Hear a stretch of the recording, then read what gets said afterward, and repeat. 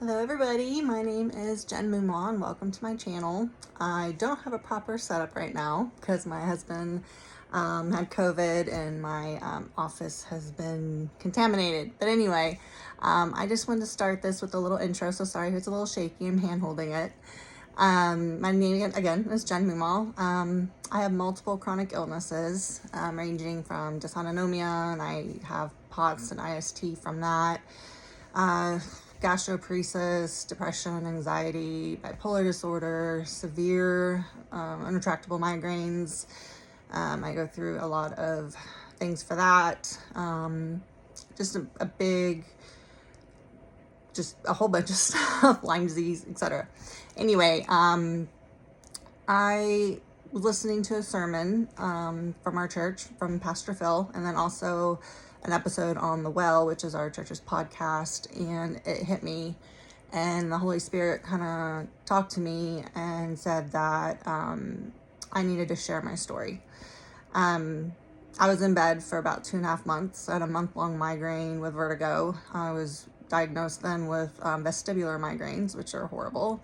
Lost probably 20 pounds. Then it was just one thing after another, just illness, and then my POTS acting up from being in bed too long and all these other things. And I was starting to lose my faith in God, and I don't want anyone else to go through that. I've listened to some really inspiring people of the faith, and I wanted to start sharing my journey, how I deal with setbacks, share my progresses, and then of course that all is because of God and the faith I have in God and trusting God, and that's what brought my faith back. And a really good example of that, if you're familiar with the Bible, is Paul.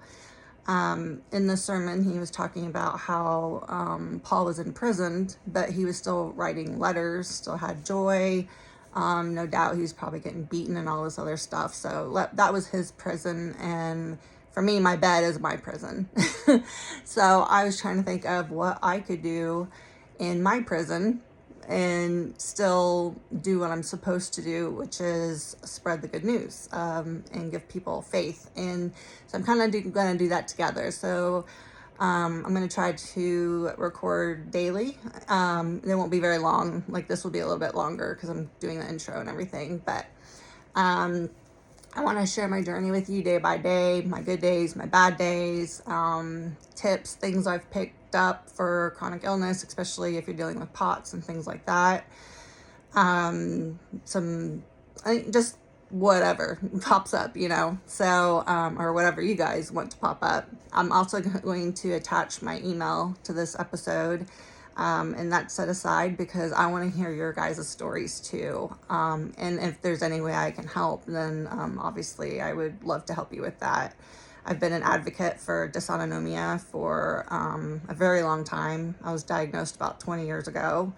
I went through a lot of gaslighting, doctors not believing me, telling me I had anxiety, depression, even told to my face I was a hypochondriac. So if I can save anyone else from going through that experience, I would really love that. And then I would love to share my faith with you and how I get through my days, even when they're basically feel like I'm in hell, how I can still trust God and know that He has a purpose for my suffering, and how I finally just let go and gave it to God. And I may be healed someday, I may never be healed, and either way I'm good with that. My rewards on the other side. So again, sorry this is so shaky.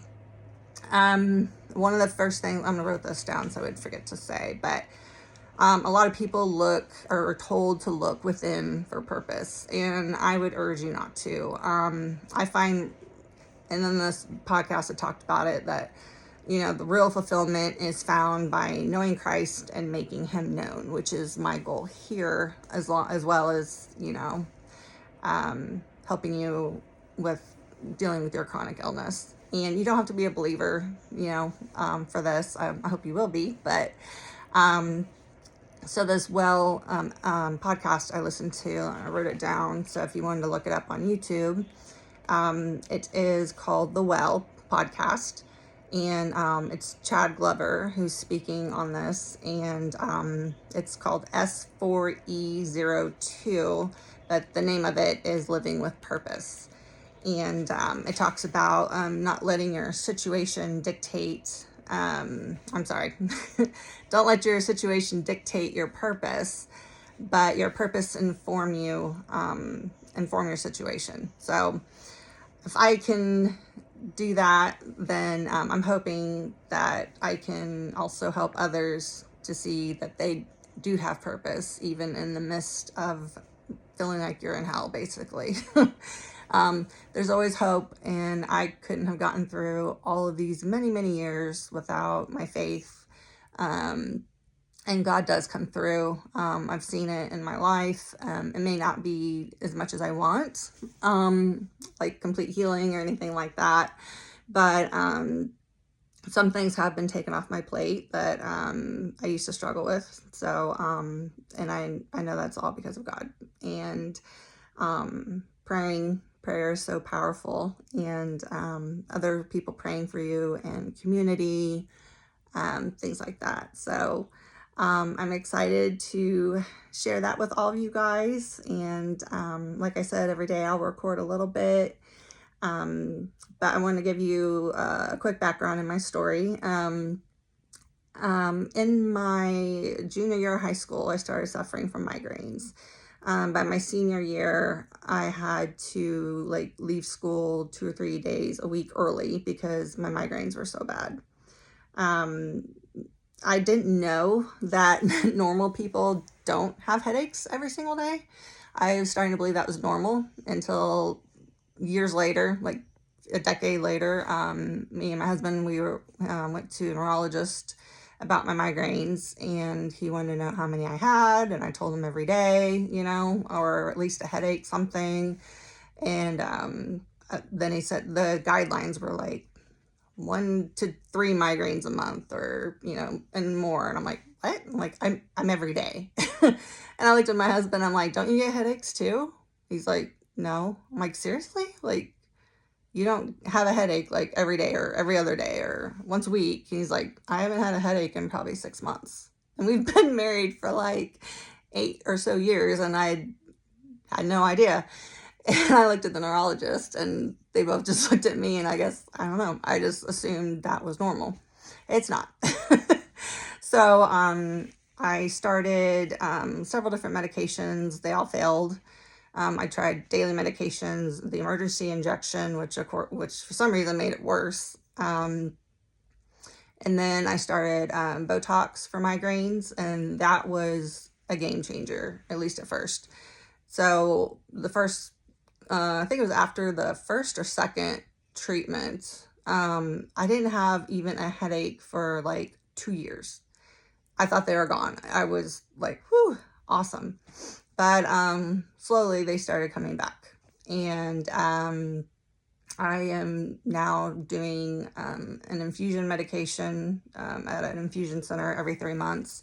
Still doing Botox, still playing around with different cocktails and emergency medications, changing my diet.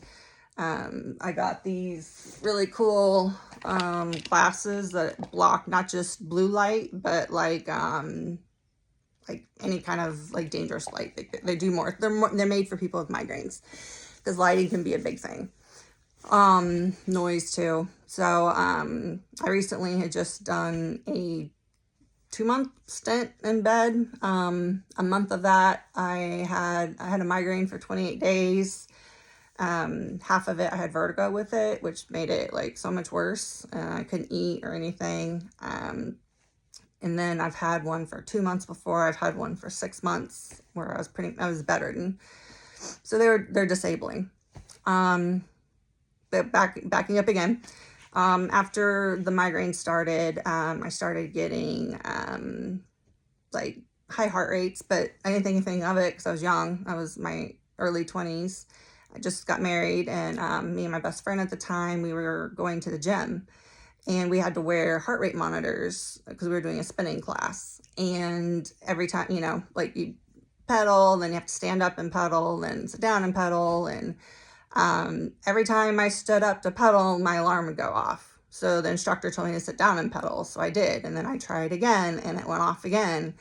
And so he switched my monitor because we thought it was broke, but it was still doing it. And so all I was doing was sitting there pedaling. Like I didn't feel like I was getting a workout. So me and my friend started just doing the treadmills instead. And I would peek over at her little dashboard on her treadmill, and my heart rate was way higher than hers. And I thought I was getting a better workout, and I was all like, yeah. And then I just started being really lightheaded a lot of nausea, just not feeling good. And I went to the doctor and told them everything. And of course, they always take your vitals sitting. And if you know anything about POTS, it's postural orthostatic tachycardia syndrome. So it's when you're standing. Basically, it's when you stand up, your heart rate increases like 40 beats per minute or more for an adult. And it's because when you stand, the blood vessels in your legs are supposed to constrict and tighten to keep the blood going to your brain. When you have POTS, which is an autonomic nervous system disorder called dysautonomia, your blood vessels expand. So you're pooling blood down to your legs. And I've seen it, like they've turned like red and purple and blotchy and all that. But your heart beats so much faster, just trying to keep the blood to your brain so you don't pass out. And I was having a lot of brain fog. I was still doing well. I spent my senior year in college, most of it, and made straight A's, and I'd go to the doctor and complain. And one actually called me a hypochondriac to my face. I was told I had anxiety and depression. So they sent me to a psychiatrist who I still see to this day and love him to death. He's brilliant. Treated all that stuff. And then I started thinking, they were right, it's anxiety or something, or maybe I am a hypochondriac, because none of this makes sense, because it was like all different portions of my body, like there's no connection, just off the wall, like this would be bad or that would be bad. And so yeah, after the doctor called me hypochondriac and stuff, I quit going and I just started ignoring it. But then I woke up one morning and with such severe vertigo, it felt like someone picked up the side of my bed and picked it, was dumping me off. Like I was going to roll off, and it was bad. It was horrible. So my husband took me to the doctor, and they didn't even care about my vertigo, because they took my vitals, and my heart rate was 134, and they had me lay down and it stayed high and it wouldn't come down throughout the entire appointment. So I'm like, I don't care. I'm like, I'm here for vertigo. Treat the vertigo. Sucks. So I left, and then about an hour later, after I got home, the hospital, because we're military, so this was a base hospital. So the hospital, like the actual hospital in town, called me and told me that I needed to get down there to cardiology right away and get a Holter monitor put on, and that they've already called my insurance, it's approved, and I just need to let the lady up front, know my name, and they would get me right in. And I was like, no, because my birthday was the next day and I had plans, and they want this big gawky thing on me. So I told her, I was like, hey, can this wait, until Monday or something? I was saying my birthday's tomorrow. And she's like, well, if you want to see your next birthday, you need to come in. That scared me, because I believed it was anxiety, and they convinced me it was just anxiety. And so I went, I got the Holter put on. My father and I were about to move to Oklahoma. So my father worked for Sprint, and we were on his plan, and I needed a new phone, and I wanted an Oklahoma number or whatever. So we went down to the Sprint campus in Kansas City, and my monitor kind of would go off sometimes, but it was embarrassing because people kept looking at me. Someone actually asked me if I was wearing a Walkman. Like, they have better ones now, but back then they didn't. And then we were walking back to the car when we finished, and I got extremely lightheaded, like worse than I probably ever have. And I remember grabbing onto the brick wall, and I just slid down the wall, And, there happened to be a nurse there that saw me, and she was taking my pulse. Plus I was wearing my heart monitor thing, and laying down, my heart rate was like 126. And so they called an ambulance, and I didn't want to go. I just was like, whatever, the machine will tell me what happened. But anyway, my dad was like, you need to go. So got on the ambulance, went to another hospital, and they did workup, and then they said I need to see a electrophysiologist, or what is it called? It's cardiologist, electrocardiologist, or whatever, an EP. So they did. I still kind of got blown off times, and for times, like not very many people really knew about POTS back then, but there was something going on with my heart. So we moved to Oklahoma, and I was still wearing my monitor, and we had to send it back. And when we did, they said that I had inappropriate sinus tachycardia, which is also a form of dysautonomia. After multiple failed attempts with medications, I couldn't take any beta blockers because they would make me pass out because I dropped my blood pressure too low.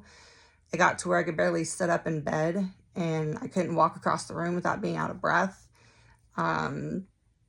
It was awful. And so I got desperate, and the new cardiologist I was seeing was doing a study on IST, and but I had to do a tilt table first. So I did the tilt table.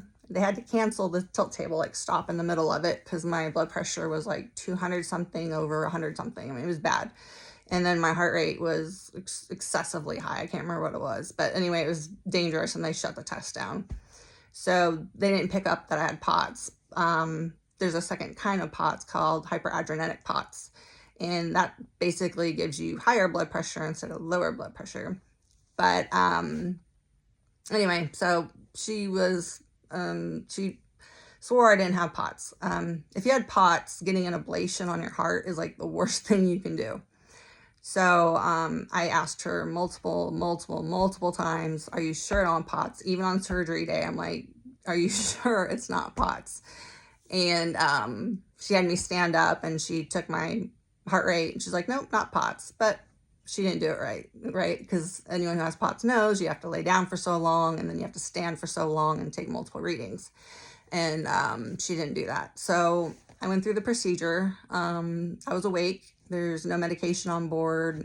You couldn't take anything for calming you down or anything like that, because she needed my heart to beat normally. And I remember it speeding up so fast, like over 200 beats a minute. My whole body was like shaking, and then slowing down. And then the burn, when every time something would misfire, she would ablate it, that spot on my heart. But more kept popping up and popping up and popping up. So she came in with me on the table, and oh my gosh, did that hurt, guys. Never felt pain like that in my life. Horrible. It was torture. Everyone else I know who got an ablation was asleep. So she came in, and she said, if we continue on this and go any further, we may be looking at a pacemaker, because it's going to damage your heart. So I told her to stop. I was young. There was going to be more research. So we stopped, but I got worse.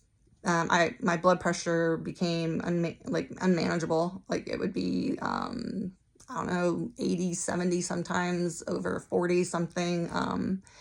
I started fainting, and I messaged her and told her about this, and her reply back to me was, try to live the best life you can.